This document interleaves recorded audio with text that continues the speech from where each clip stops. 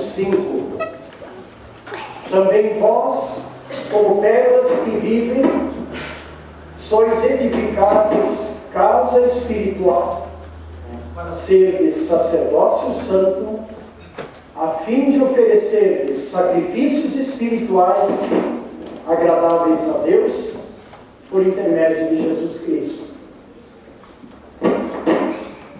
Queridas irmãs, queridos irmãos em Jesus, nosso Salvador, é uma alegria estar convosco nesta manhã, junto com toda a família Lippe, não toda a família, mas representantes da família Lippe, que se reúnem aqui e que são tão amorosamente acolhidos aqui na comunidade de São João e Erechim. O mundo está cheio de monumentos, monumentos erguidos pelos homens. Talvez o primeiro monumento e que causou o maior impacto neste mundo tenha sido a Torre de Babel, erguida mais ou menos 100 anos após o dilúvio pelos descendentes de Noé. Deus havia ordenado que eles se espalhassem novamente por toda a terra para povoá-la. Mas eles se reuniram e decidiram: edifiquemos para nós uma cidade e uma torre cujo tope chegue até os céus, e tornemos célebre o nosso nome, para que não sejamos espalhados por toda a terra. Esse é o primeiro grande monumento que é lembrado em todos os tempos. E se hoje nós olharmos para os mais importantes monumentos espalhados por todo o mundo, nós vamos ver que eles têm mais ou menos a mesma proposta da Torre de Babel: tornar célebre, tornar famoso o nome daqueles que construíram os monumentos, ou então para perpetuar uma mensagem, uma tradição, uma cultura ou uma história. E se olharmos rapidamente pelo mundo hoje e falarmos em monumentos, quais são os monumentos que vêm à sua mente?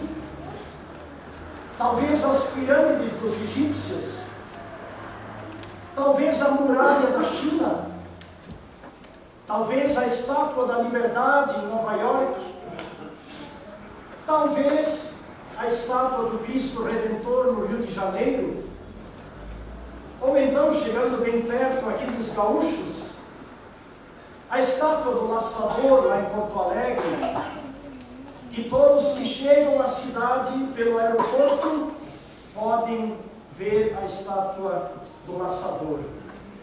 E em várias cidades, especialmente na região sudeste e sul, podem ser vistos monumentos em homenagem aos imigrantes.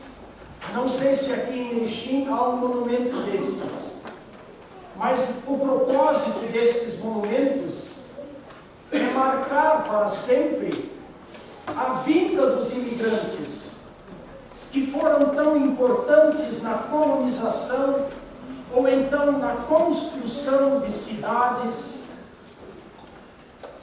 e de empreendimentos em nosso país.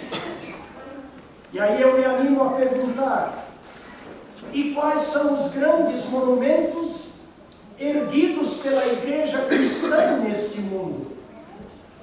Onde podem ser vistos os monumentos erguidos pela igreja cristã? Bem, talvez alguém vá dizer: a Estátua do Cristo Redentor é um monumento cristão. É verdade, pode ser assim considerado. Em muitas praças das cidades existem os monumentos da Bíblia, monumentos que nos lembram do valor e da importância da Bíblia Sagrada. É verdade, são monumentos cristãos, mas alguns deles estão tomados pelo capim, como eu vi em várias praças, o monumento da Bíblia, ou pichado, ou então consumido pelo capim. E aí eu me lembro que o propósito da igreja cristã aqui na terra não é construir monumentos de pedra, ou de madeira, ou de ferro, ou de metal. O propósito da igreja cristã aqui no mundo não é este. Mas, segundo as palavras do apóstolo Pedro, a igreja cristã é um monumento vivo. E o desafio da igreja cristã neste mundo é permanentemente ser um monumento vivo, edificado sobre o fundamento que é Jesus Cristo. Sim, a igreja cristã, formada por todos aqueles que creem, ela tem o desafio de permanentemente falar ao mundo do grande amor e da misericórdia do nosso Deus. E assim ela se torna um monumento vivo que proclama o amor, o perdão e a misericórdia de Deus. Por falarmos dos monumentos deste mundo, nós também temos que nos lembrar do monumento que Deus ergueu neste mundo. E qual é este monumento? Uma cruz. A cruz é um monumento desprezível, porque a cruz lembra sofrimento, lembra horror, lembra tortura, lembra a morte. Pois exatamente a cruz é um monumento que através dos séculos continua proclamando o grande amor e a misericórdia de Deus em favor de todos os pecadores. Porque foi na cruz que Deus entregou o seu próprio Filho à morte em lugar de todos os pecadores. Foi na cruz que a culpa humana foi paga. Foi na cruz que Jesus Cristo reconciliou a humanidade com Deus, proporcionando-lhes novamente perdão, paz e vida eterna. Foi na cruz, e mais precisamente na sepultura vazia, após a ressurreição, que surgiu uma nova chance, uma nova esperança para o ser humano. Pois esse Jesus, morto na cruz e ressuscitado ao terceiro dia, é a pedra angular que sustenta toda a construção, todo o monumento vivo que é a igreja. Esse Jesus é o fundamento da igreja, sobre o qual nós somos edificados como pedras vivas, conforme a palavra de Pedro: vós mesmos, como pedras que vivem, sois edificados casa espiritual. Um monumento vivo que se espalha por todo o mundo e proclama o amor e a misericórdia de Deus. Nesse momento eu gostaria de me tornar um pouco particular, mais pessoal, e mencionar a família Littke.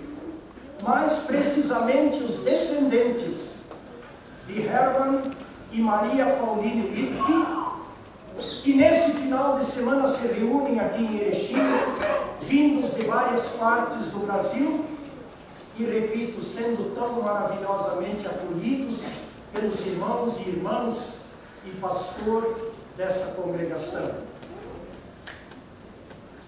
Pensando nas palavras do apóstolo Pedro, me veio uma pergunta: qual é o monumento erguido pelos Littke? Ou qual é a marca deixada pelos descendentes de Hermann e Maria Pauline Littke nesses últimos 100 anos? Sim, qual é a marca que eles deixaram e estão deixando? Quero também mencionar um outro fato muito destacado em nossos encontros, desde o primeiro, quando Hermann e Pauline Littke e seus filhos, junto com outras famílias, entre elas os Depp, os Schroeter, os Marquardt, quando eles chegaram ao Brasil, e mais precisamente aqui em Paiol Grande, hoje Erechim, lá no distante ano de 1911, quando eles aqui vieram, trouxeram entre sua bagagem a Bíblia, o Inário e o Catecismo. Muito mais do que isso, eles trouxeram no coração a fé em Jesus Cristo como seu único e suficiente Salvador. E eles podem não ter construído nenhum monumento importante, mas firmados em Jesus Cristo, junto com muitas outras famílias, talvez antepassados de vários de vocês, eles foram um monumento vivo construído sobre Jesus Cristo, o único fundamento. E esse monumento vivo, a Igreja de Cristo, continua sendo edificado, reunindo as mais diferentes famílias numa só: a família de Deus, a família da fé. E isso não para tornar famoso, célebre o nome dos cristãos, mas isto para tornar célebre e honrar o nome de Jesus, o fundamento da igreja.